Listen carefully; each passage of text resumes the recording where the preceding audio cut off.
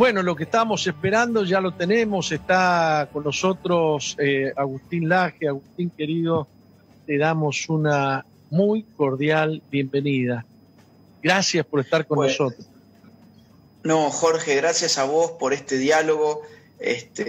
Vos sabés que yo te quiero mucho, así que para mí poder conversar, y cuando me invitás a tu programa, yo sé digamos, de forma anticipada que va a ser un gran gusto, así que gracias. Pasamos a la comparación del gobierno argentino y uruguayo. El presidente Lacalle se ha autodefinido como un liberal con conciencia social. En este último tiempo yo he estado descubriendo que hay muchas clases de liberales, ¿no? Sí. Que yo no entiendo mucho del liberalismo, soy sincero, pero he visto el de Milei, el de Gloria, el tuyo, el de mucha gente, que a veces hay diferencias fuertes, ¿no? Sí. ¿Cómo te suena ese término liberal con conciencia social? Bueno, a ver, liberal es un término demasiado complicado porque, como vos bien lo has dicho, involucra ideas que realmente son distintas, ¿no? Yo diría, liberal refiere a libertad. Aquel que se dice liberal es porque valora significativamente la libertad y piensa que la libertad debe estar en el eje de la articulación social y gubernamental. Es decir, un liberal en principio, ¿qué querría? Un gobierno que respete la libertad de las personas. El problema pasa a ser después para defender los derechos de los ciudadanos. Exactamente. No que se constituya sí. en el intérprete, en el papá del ciudadano. Exactamente. El liberal dice, si el Estado tiene alguna función, esa función es la de proteger derechos individuales. Evitar que nos matemos, por ejemplo, evitar que nos robemos, por ejemplo, evitar que violentemos a los demás. Eso tiene que hacer el Estado. Y después, adicionalmente, podemos decir, bueno, el Estado tiene que prestar servicios de salud para gente que no puede pagar salud. Y a eso yo creo que es a lo que se refiere Lacalle Pou con liberal con conciencia social. Un liberal también puede decir, por ejemplo, el gobierno tiene que prestar educación a las personas que no pueden pagarse su educación. Eso yo creo que entraría dentro de lo que sería un liberal con conciencia social. Ahora bien, la palabra pero liberal... Dentro sí. de esta pandemia, él ha tomado decisiones que lo definen como una persona con sensibilidad social frente a las decisiones muy diferentes que ha tomado el presidente Fernández en Argentina. Por ejemplo, Luis Lacalle Pou dijo, yo no puedo establecer un estado policíaco sí. que obligue a la persona que tiene que ganarse el peso, el que tiene que salir a la calle cada día para poder comer o subsistir, no lo puedo ir a meter preso.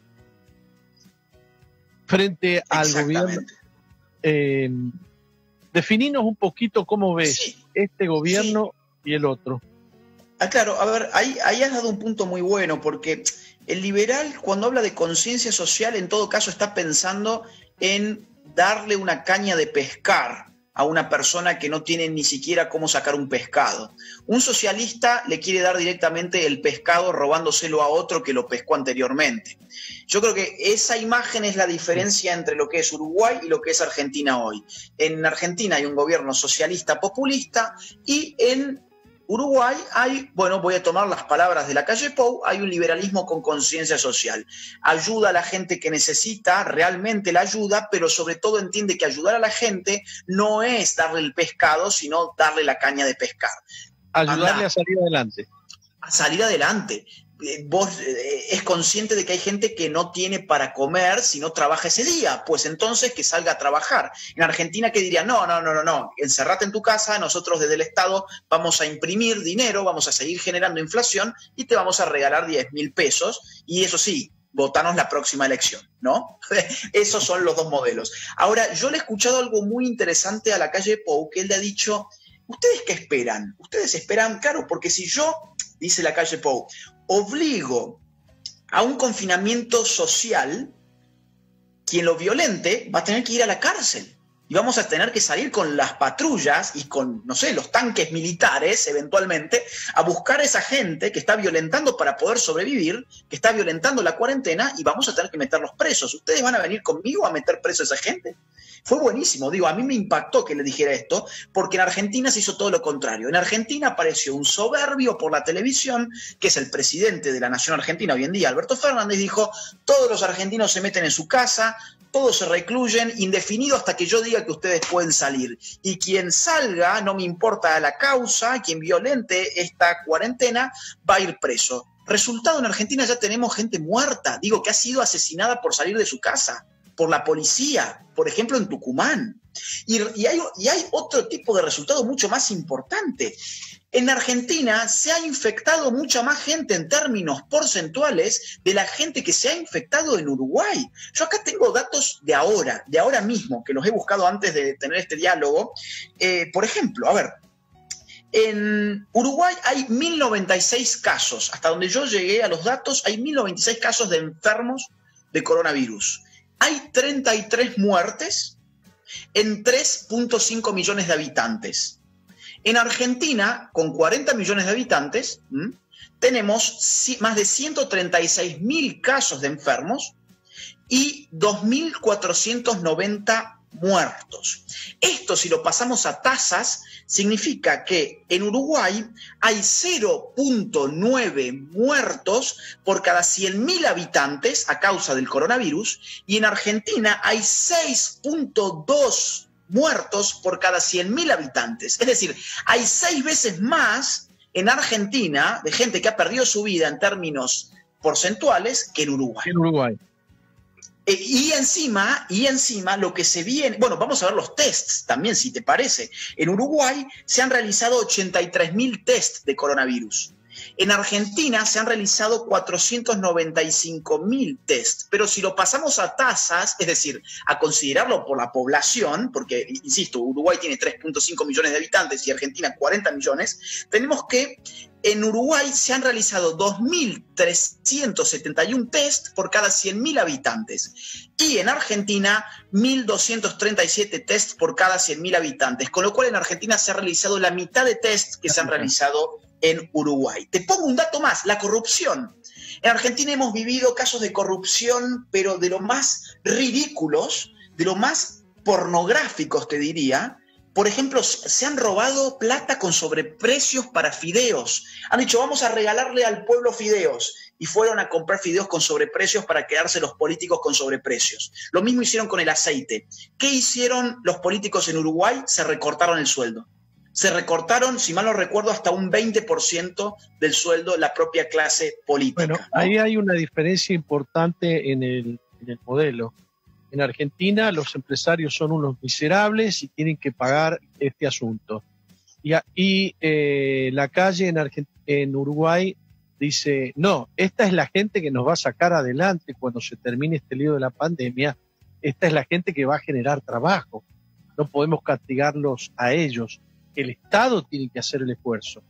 Entonces, en Argentina se plantea aumentar la presión tributaria sobre los más pudientes, sobre los ricos, y en Uruguay el presidente Lacalle dice, no, nosotros, porque aquí hay un problema, que los políticos, como dice Milei, siguen cobrando tranquilamente todo, sin ningún problema, camine o no camine la economía, y Lacalle vio eso y dijo, no, nosotros tenemos que poner nuestro aporte.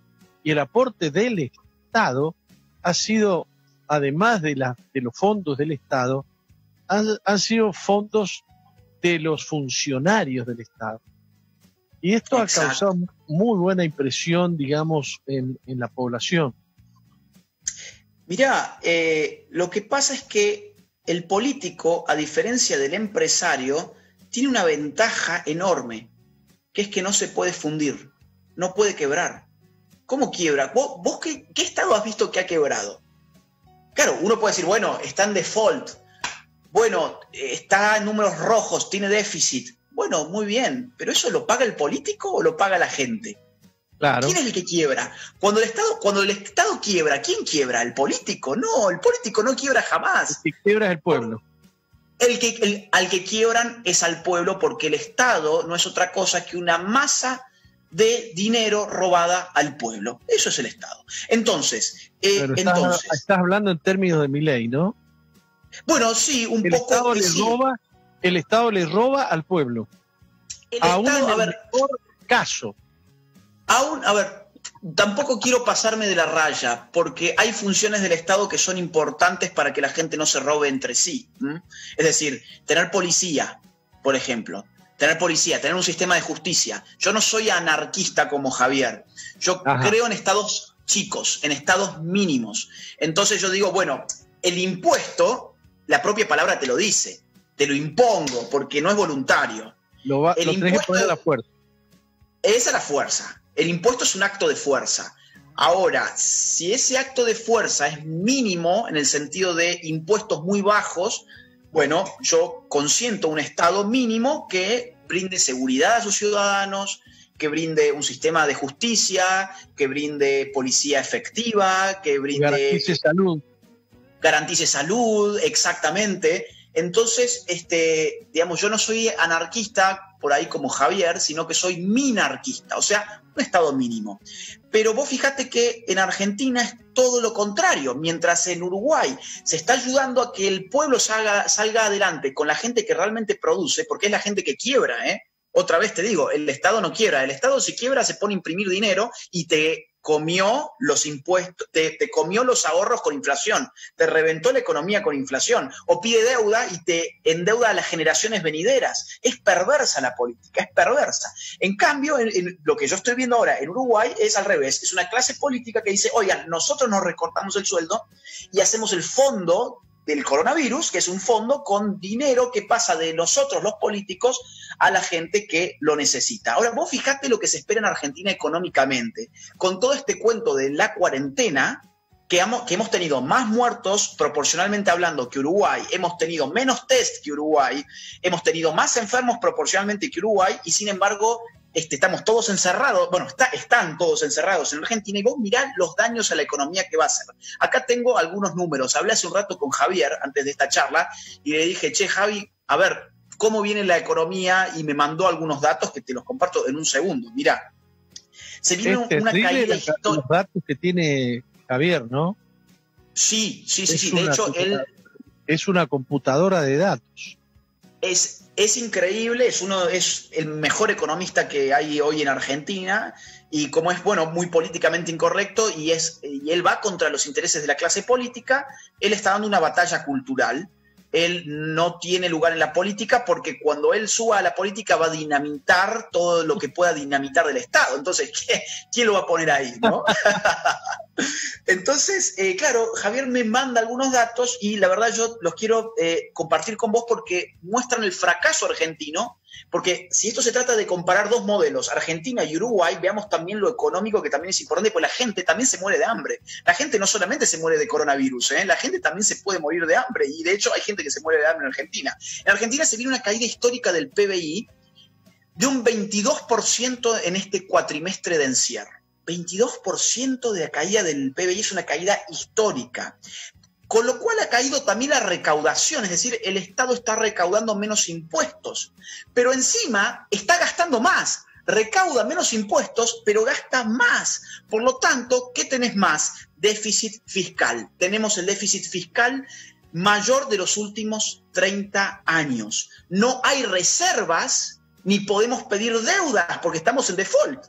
Entonces, ¿qué hacen nuestros políticos? Le dan a la maquinita de imprimir. Imprimen dinero, ¿y eso qué genera? Bueno, va a generar seguramente una hiperinflación. Entonces, en un contexto de post-pandemia, ¿qué va a pasar? Los países que han hecho las cosas bien, como Uruguay, van a tener un buen rebote. De hecho, Estados Unidos ya está teniendo un rebote, por ejemplo. Argentina va a ser de los países de América Latina que menos rebote tenga. La pobreza va a llegar al 50% en Argentina en los próximos meses. O sea, hoy está en 35%, va a llegar a 50%. Se está estimando una pérdida de 1 millón de empleos. Argentina ha retrocedido al nivel de actividad económica de 16 años atrás. Hemos tenido de las mayores caídas económicas de toda América Latina y vamos a tener de los menores rebotes económicos, con lo cual viene un desastre. Argentina viene un desastre que es el desastre del socialismo populista, básicamente. Es un modelo que no funciona y seguimos insistiendo con ese modelo. Bueno, digamos, cierro la idea con una frase que me gusta, digamos, ¿no? Inteligente es la persona que aprende por la experiencia ajena.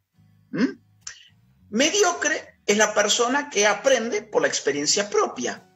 Y un imbécil es aquel que no aprende ni por la experiencia ajena ni por la experiencia propia. Eso es Argentina. Sí. Mándamelo escrito, por favor. Ok. Muy bueno.